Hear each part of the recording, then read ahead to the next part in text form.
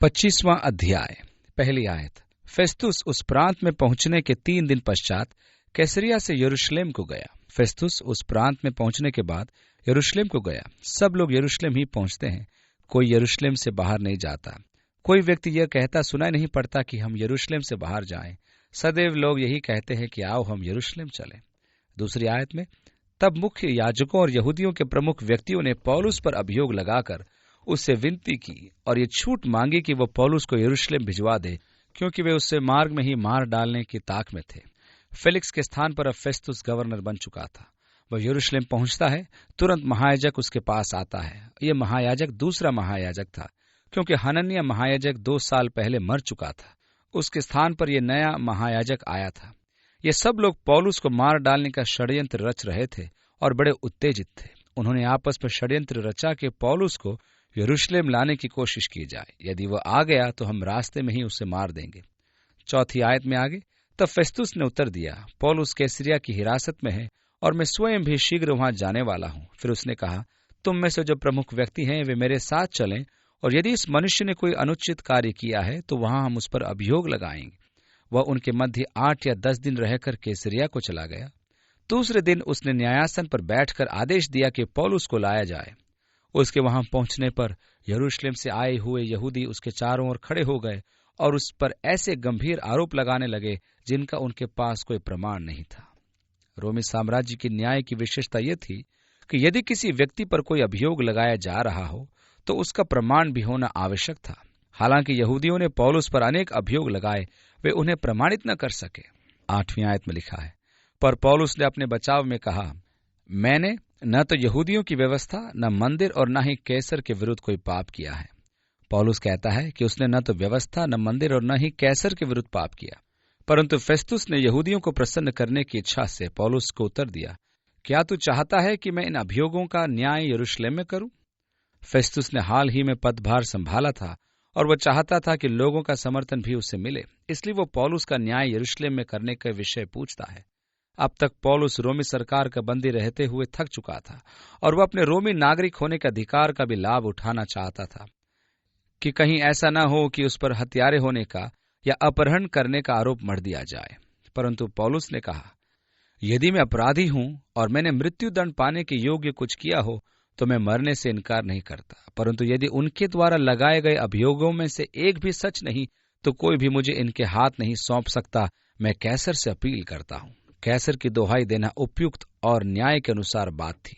12वीं आयत में, तब फेस्तुस ने अपनी सभा से परामर्श कर उत्तर दिया, तूने कैसर से अपील की है, तू कैसर ही के सामने खड़ा होगा। एक बात पर ध्यान दीजिए, पौलुस क्रिस्त यीशु के लिए मरने को भी तैयार है। ये बात उसने अपने मित्रों से यरूशलेम जाते समय भी कही थी। तुम ये क्या रो रहे हो, मेरा दिल तोड़ रहे हो? मैं तो प्रभु यीशु के लिए यरूशलेम में न केवल बांधे जाने परंतु मरने के लिए भी तैयार हूं। वह व्यर्थ में अपना प्राण गंवाना नहीं चाहता था। कुछ लोग असावधानी या अपनी मूर्खता के कारण खतरों में पड़ जाते हैं। यह न तो समझदारी की बात होती है, न ही प्रभु की इच्छा की। पौलुस अपने अधिकार का प्रयोग करते हुए अपील करता है। 13वीं आयत में, जब कई दिन बीत गए तो राजा अग्रिप्पा और बिरनीकी ने कैसरिया जाकर फेस्तुस का अभिनंदन किया। यह हेरोदेस अग्रिप्पा द्वितीय था। जिस हेरोदेस राजा ने प्रभु यीशु के जन्म के समय 2 वर्ष से कम आयु के बच्चों को मार डालने की आज्ञा दी थी, वह इस हेरोदेस अग्रिप्पा द्वितीय का पूर्वज अर्थात परदादा था। इसके चाचा ने, जो इसका दादा लगता था, यूहन्ना बपतिस्मा देने वाले का सिर कटवाया था। इस अग्रिप्पा द्वितीय के पिता हेरोदेस अग्रिप्पा ने याकूब का सिर कटवाया था। इसी हेरोदेस अग्रिप्पा द्वितीय की पत्नी बिरनीकी थी, जो उसकी बहन भी लगती थी तथा वह हेरोदेस अग्रिप्पा की बेटी थी। बिरनीके फेलिक्स की पत्नी द्रुसिल्ला की बहन भी लगती थी। इस प्रकार यह एक मिला जुला परिवार था।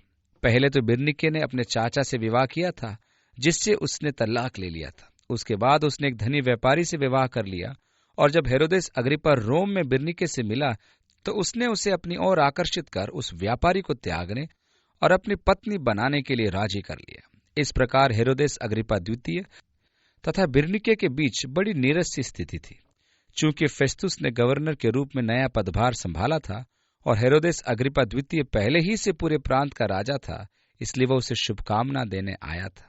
और 14वीं आयत से आगे हम पढ़ते हैं, जबकि उन्हें वहां बहुत दिन व्यतीत करने थे तो फेस्तुस ने पौलुस का मुकदमा राजा के समक्ष प्रस्तुत करके कहा, यहाँ एक मनुष्य है जिसे फेलिक्स हिरासत में छोड़ गया है। जब मैं यरूशलेम में था तो मुख्य याजकों और यहूदियों के प्राचीनों ने उसके विरुद्ध अभियोग लगाए और निवेदन किया कि उसे दंड दिया जाए। तब मैंने उन्हें उत्तर दिया कि रोमियों की यह प्रथा नहीं कि किसी अभियुक्त को जब तक कि अभियोग लगाने वालों के सामने खड़े होकर अपने बचाव में उत्तर देने का अवसर न मिले, उसे दंड के लिए सौंपा जाए। अतः जब वे यहाँ एकत्रित हुए तो मैंने बिना विलंब किए दूसरे ही दिन न्यायासन पर बैठकर उस मनुष्य को लाने की आज्ञा दी।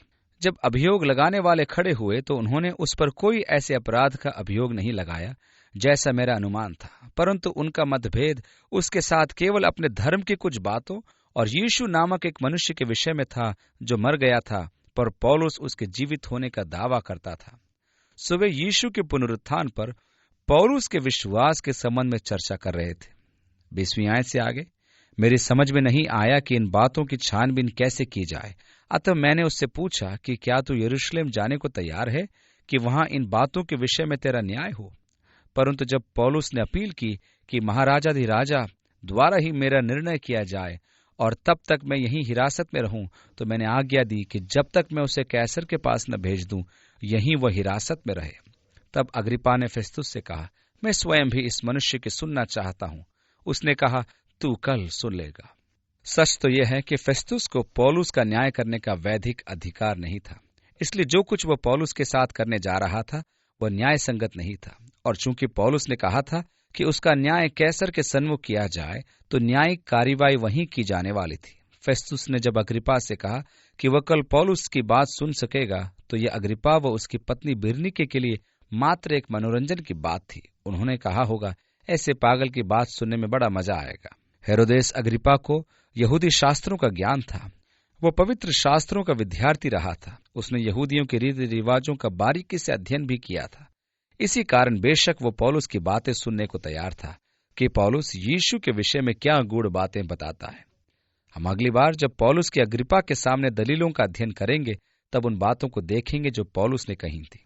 23वीं आयत में, अतः दूसरे दिन जब अग्रिप्पा और बिरनीके बड़े धूमधाम से आए, अर्थात वे दोनों बैंजनी वस्त्रों की राजसी पोशाकें पहनकर आए थे। संभव है फेस्तुस अपनी किरमिजी चौगा पहने हुए होगा और चारों ओर ऊंचे कद का रोमी सैन्य दल खड़ा होगा और सबसे चुस्त व चुने हुए सुरक्षाकर्मी अपनी सुंदर वर्दी में तैनात होंगे और गणमान्य व्यक्तियों के आसन भी वहां रंग भूमि में लगे होंगे। राजा के लिए अपनी प्रजा के सामने अपने वैभव को दिखाने का यह अनूठा तरीका और अवसर था। इसी कारण राजा धूमधाम के साथ वहां हाजिर हुआ। कैसरिया की रंगभूमि का ऐश्वर्य आज भी वैसा ही मनमोहक बना हुआ है। आप में से जिन लोगों ने इस्राएल देश की यात्रा की है, आपको मालूम है कि कैसरिया कितना सुंदर देश है, और वहां पर ही अग्रिप्पा और बिरनीके आए और बड़े धूमधाम के साथ आए। 23वीं आयत में आगे लिखा है, और सेनापतियों तथा नगर के गणमान्य व्यक्तियों के साथ उन्होंने सभा भवन में प्रवेश किया। तब फेस्तुस की आज्ञा से पौलुस को लाया गया। फेस्तुस ने कहा, हे राजा अग्रिप्पा और हमारे साथ उपस्थित सज्जनों, इस मनुष्य को देखो, जिसके विषय में सारे यहूदी समाज ने यरूशलेम में और यहाँ भी चिल्ला चिल्ला कर मुझसे आग्रह किया कि इसका अब जीवित रहना उचित नहीं, परंतु मैंने जान लिया कि इसने मृत्यु दंड के योग्य कुछ नहीं किया था, और इसलिए कि इसने स्वयं ही महाराजाधिराज से अपील की, मैंने इसे भेज देने का निर्णय किया।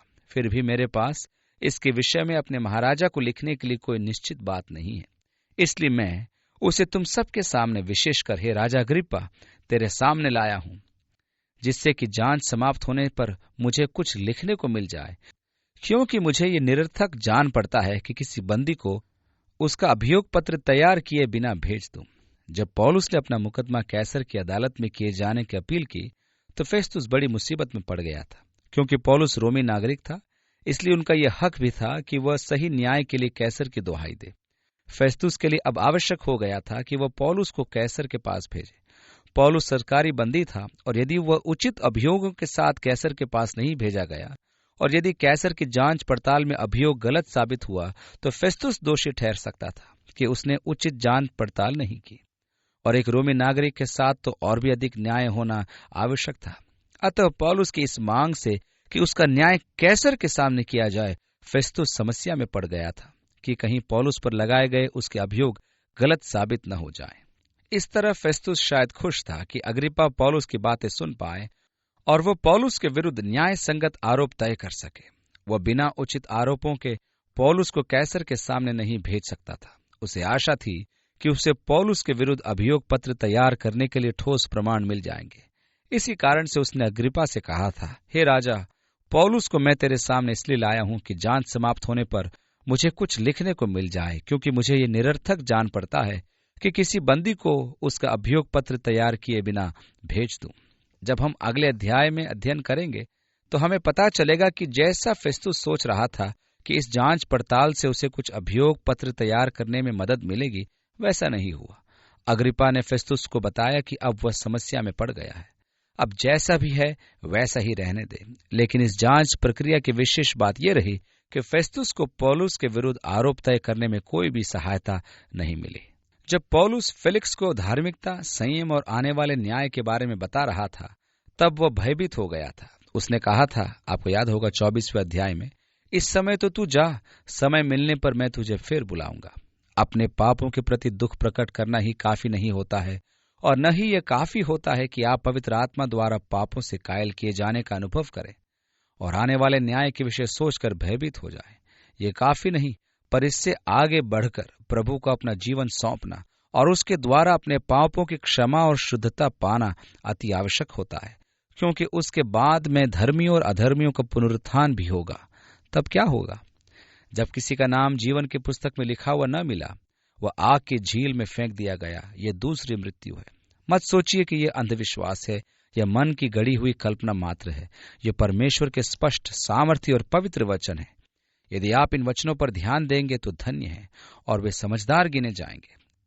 इन वचनों पर विशेष ध्यान दीजिए ताकि आप फेलिक्स की तरह मूर्खता करने से बच सकें, जिसने निर्णय लेने के संबंध में टालम टोल किया, बल्कि आप तो प्रभु यीशु को आज ही अपने जीवन का प्रभु और उद्धारकर्ता ग्रहण करके बुद्धिमान बन जाएं। आपका स्वागत है कि आप प्रार्थना करें, वह स्वयं को समर्पित करें। आपको परामर्श देने वाले व्यक्ति आपकी हर मदद के लिए तैयार है।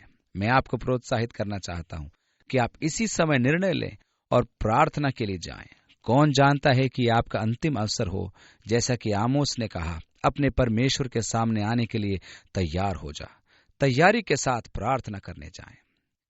एक दिन आपको परमेश्वर के सिंहासन के सामने खड़ा होना होगा, और यदि आपने प्रभु यीशु को अपना उद्धारकर्ता स्वीकार करके तैयारी नहीं की है, तो वह आपके लिए भयानक दिन होगा। परमेश्वर आपके साथ हो, आपको आशीष दे, आपका सहायक व रक्षक हो कि आप उसके प्रेम में बने रहें और दूसरों को उसके प्रेम के विषय बता सकें और परमेश्वर द्वारा एक साधन के रूप में प्रयोग किए जा सकें। आप दूसरों के लिए आशीषों का माध्यम बन सकें और आपके धर्मी चाल चलन के द्वारा अनेकों लोग प्रभु के निकट आ सकें। आमीन।